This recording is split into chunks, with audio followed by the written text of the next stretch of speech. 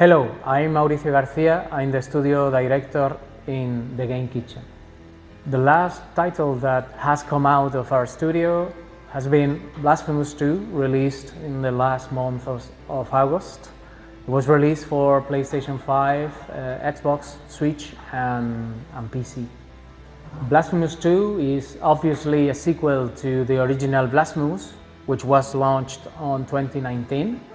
And the original one was inspired by our own folklore, our own culture, mixed with our desire to pay tribute to classics of the Metroidvania genres like Castlevania and Metroid and many others.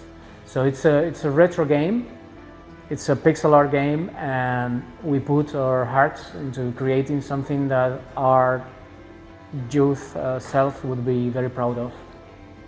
Among the things that make Blasphemous games unique, I would say it's, one of them is the pixel art. Obviously, I think we have one of the best pixel art ever made.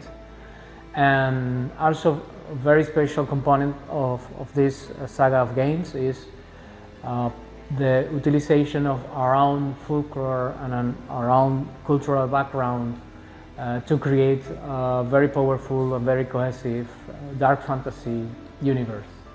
I would say that one of the things that we learn while making Blasphemous, I would say it's dealing with some degree of complexity in our projects. Before we started making Blasphemous, we were just 5 people, and all the games that we did before that, especially The Last Door, those games were much simpler in terms of technical complexity and the scope of the production overall. So dealing with these complex productions with departments and 20 developers in a single game, it was something that we weren't really prepared for, and we had to learn our way through the development. And yeah, thanks to this experience, now in the Game Kitchen we managed to have several games of roughly 20 people each. So I would say that making Blasphemous gave us a lot of experience dealing with these complex projects. Ideally, you would obviously want to retain as much of royalties as you can, so you will be tempted of not partnering with a publisher company.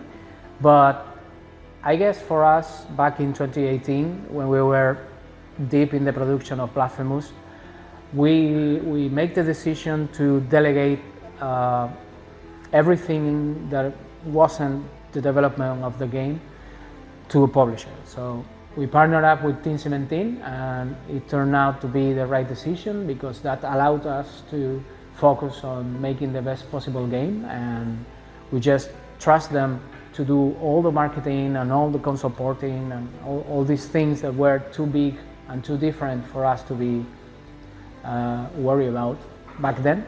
But nowadays we are bigger, we are doing several projects at a time, and one of the things that we are doing in the studio is we are growing publishing department, so we don't really need that much of external companies. But I think it's okay to start small and to grow into the necessity of doing these things in-house. The biggest lesson that we learned while making Blasphemous, the original one, was to contemplate bigger margins. During the production of this project, because it was way bigger than anything that we had done before, we ran into some problems, some things that we didn't plan for, and we ended up needing more money and more time than anticipated. And it was a problem back then. We weren't so happy with the shape that we had to launch the game. Then we had the time to fix it later, but on the first launch of the game, there weren't so many things. There were a few things that we weren't happy with, and I guess nowadays, for every project that we start, we plan with a different mentality. We plan for all these things that are not going to work out at first attempt. So we have sufficient margins, both in time-wise and budget-wise, so we can find new ways to do things or try again some other things that don't work out.